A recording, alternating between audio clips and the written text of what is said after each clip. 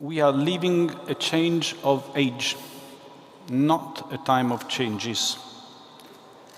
That wording of Pope Francis catches the essence of our time. Inequalities grow exponentially at every latitude, and both the planet and the life it nurtures keep being considered merely a source of raw matter. In a few weeks, COVID-19 has swept away the world we knew and revealed to many, previously unaware, the fragilities and injustice of our societies and our economies. Until commodification of everything is considered the economic priority, culture is relegated to the sphere of private consumption, and with it, fundamental questions of human dignity and emancipation are set apart.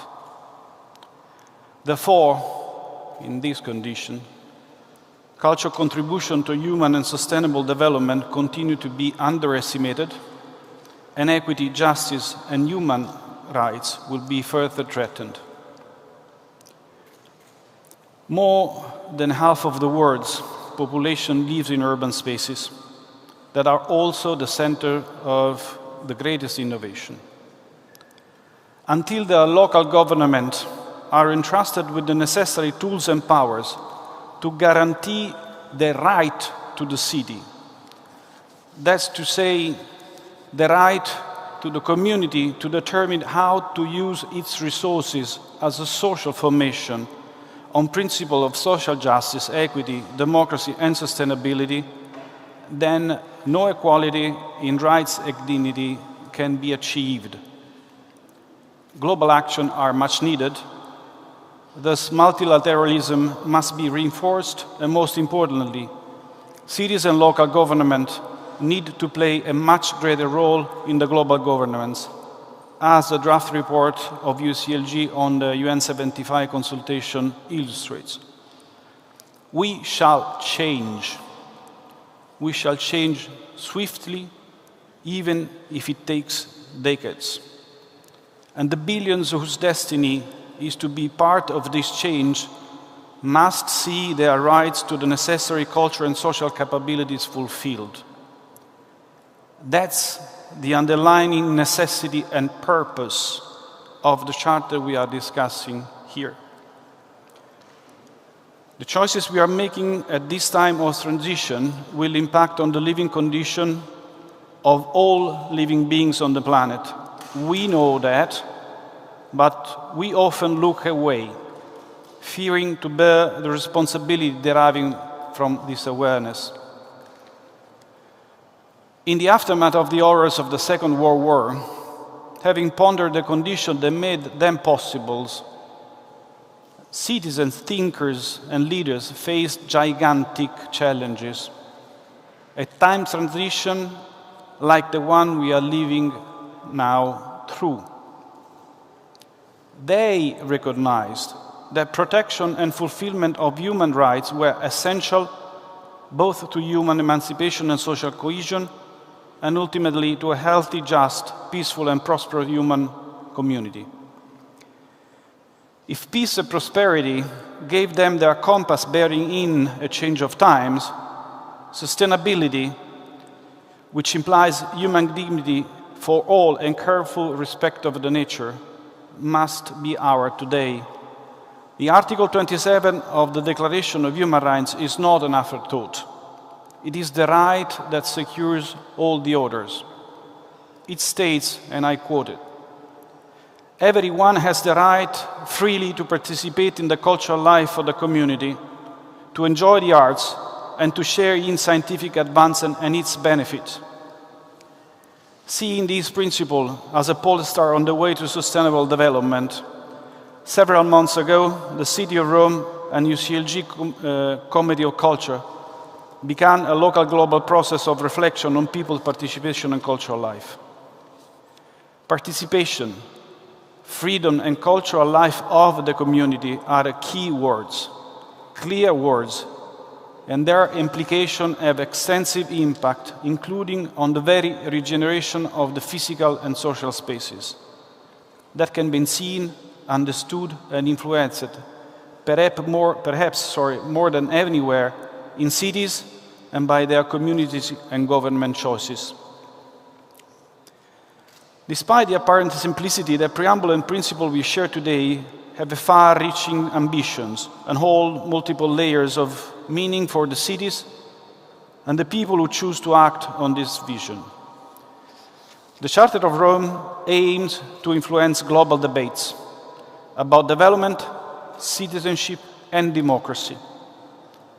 Debates in which culture, human rights, and cities are still too marginal, including the SDG framework, where we need to gain a stronger emphasis on cultural participation relevance.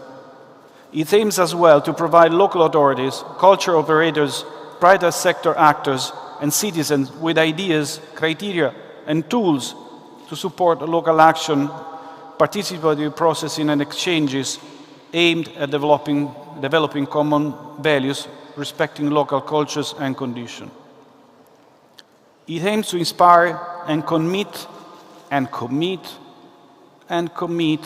every local authority to remove the obstacles that impede the fulfillment of the rights in the Charter, and to support every inhabitant to develop their human potential and contribute to communities of which all are a part.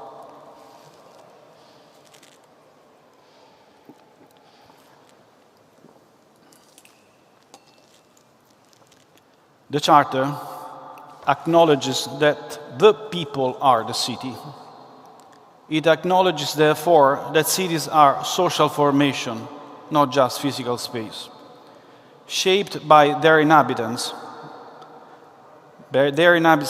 beliefs, values, and creativity, for the better and for worse. It acknowledges that our ways of living are shaped by our culture, because culture is how people transform into meaning experiences, and not only good or true meaning. Culture is a power, and it has been and is now put to bad uses as well. It's also an economic activity requiring research, competencies, creativity, and hard work, not just pleasure.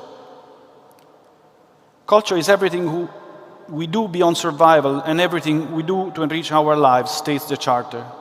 And its evolution is strongly influenced by the condition of physical world, by our heritage and our social characters. Therefore, and there are always differences between and within culture, these differences must be acknowledged and engaged with.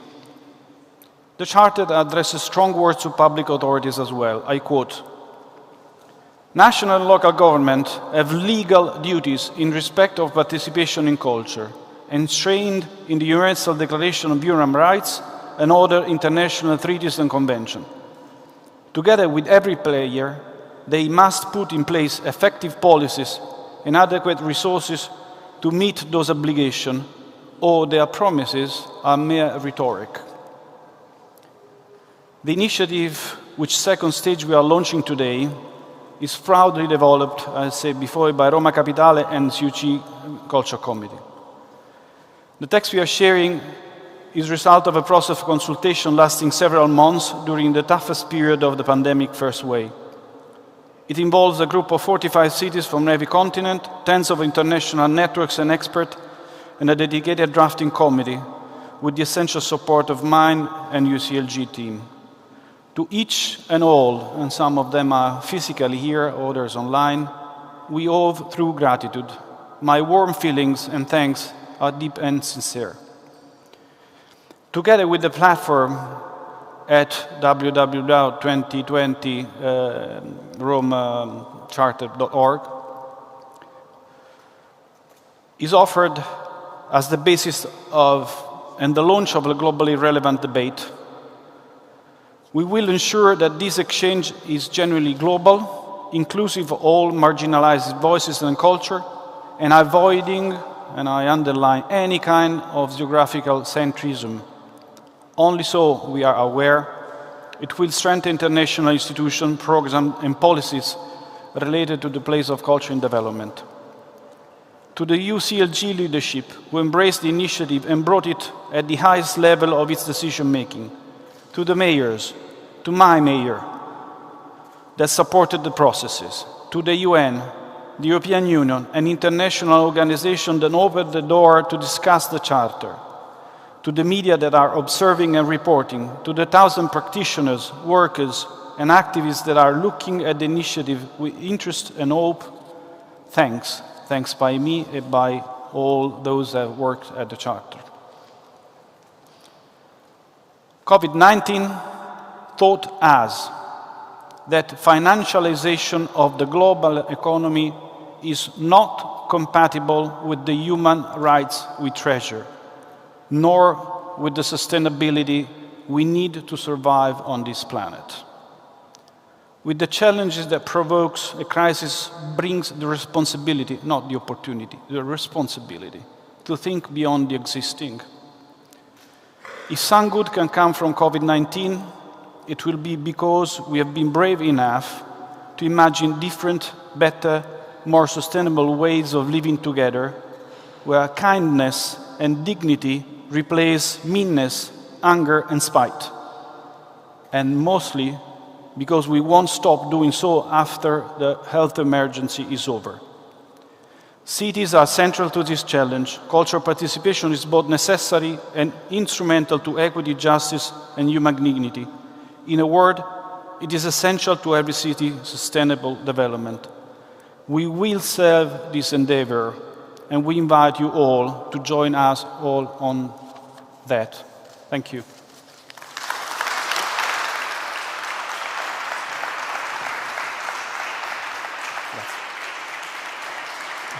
Thank you.